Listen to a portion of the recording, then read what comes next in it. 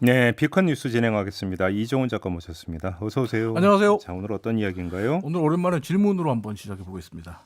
58제곱미터 17평짜리 서민 아파트의 아파트 관리비가 1,300만 원 가까이 나왔습니다.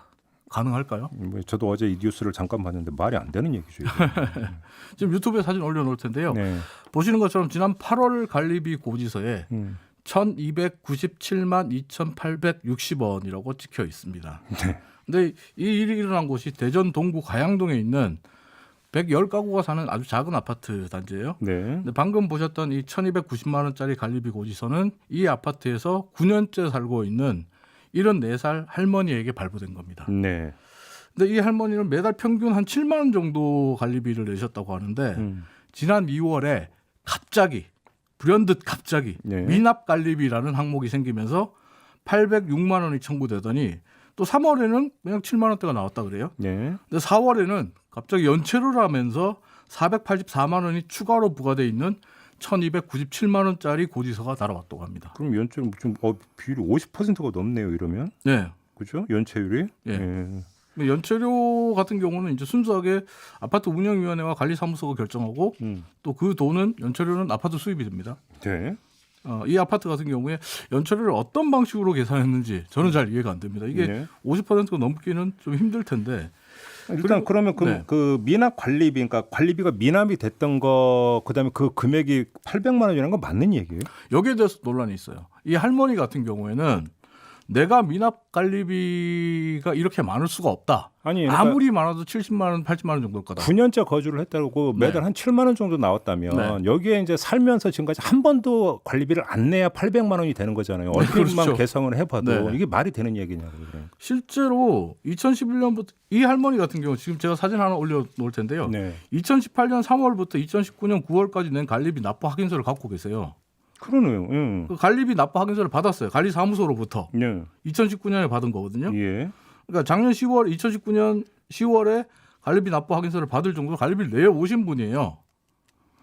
그러니까 그럼 더 이해가 안 되는 말이 안 되는 거잖아요. 지금. 근데 이 아파트 측이 또 이야기가 이렇습니다. 과거에 2011년부터 과거에 관리비를 손으로 적어서 네. 내라고 얘기를 했기 때문에 예. 누락이 발생할 수 있다. 네. 그렇게 얘기했어요. 관리비 고지서를 손으로 적어서 낸다는 것도 이상한데 예. 그렇게 했다는 거예요. 그리고 아파트 관리 사무소에서 부과한 미납 관리비 806만 3,920원을 만약에 저 할머니가 그 발부받은 관리비 납부 확인서를 뺀 그러니까 2011년부터 2018년 3월 이전까지 86개월 동안 단 한 번도 관리비를 내지 않았다고 해도 계산해 보면 월 평균 9만 3,766원 나와요.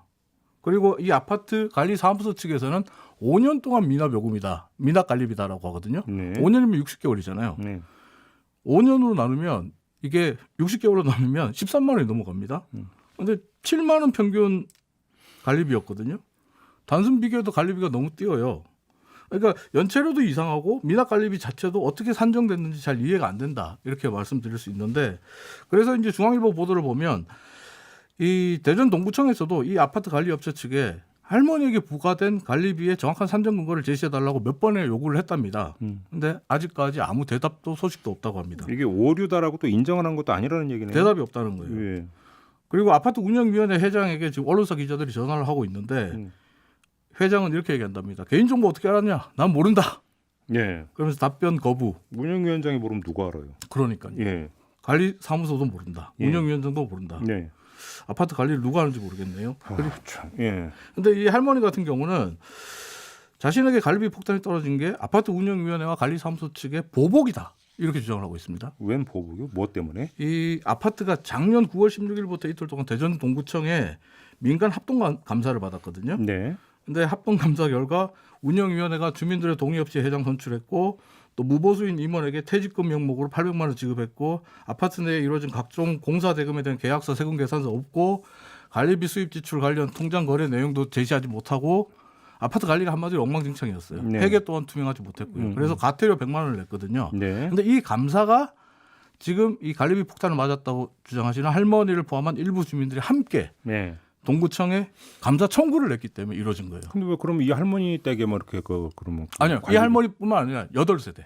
네. 총 8세대에게 지금 관리비 폭탄이 떨어졌어요. 그래요? 1,200만 원대 이상이. 그래요? 그래서 네. 보복이다? 예, 그렇게 주장을 하고 계세요. 그럼 이건 운영위원회에서 뭐라고 그래요? 아파트 관리사무소 측에서는 이 할머니는 관리비를 5년 동안 안 내신 분이다. 우리가 나중에 확인해 보니까 미납 관리비가 있더라. 근데 나중에 미납 관리비를 발견하는 것도 좀 이상하지 않습니까? 그러게요. 그래서 미납 관리비가 있다는 걸 나중에 발견해서 동부청과 내용을 협의했더니 고지서로 내라라고 해서 고지서를 준 거다 이렇게 얘기를 하는데 이 논란의 해법은 어떻게 보면 간단합니다.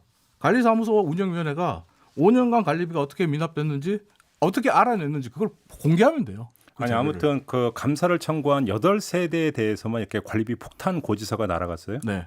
그 8세대에게만? 네. 그건 너무 티나잖아요. 그잖아요. 그걸 누가 납득할 수 있어요? 일단 관리사무소 운영위원회는 아니라고 얘기를 하고 있고요. 네. 누리꾼의 말로 마무리를 하겠습니다. 아파트가 아니라 그들만의 왕국이네요. 이게 바로 제대로 된 아파트 회계 감사 공영제가 필요한 이유 같습니다. 아니 어느 정도예요? 말이 안 되잖아요 지금. 예. 근데 이건 할머니의 주장이고 관리사무소 주장이 대치하고 있으니까 어느 쪽이 옳은지는 아직까지 좀 더 지켜봐야 될 것 같습니다. 알겠습니다. 네, 수고하셨어요. 네, 감사합니다. 이정훈 작가였습니다.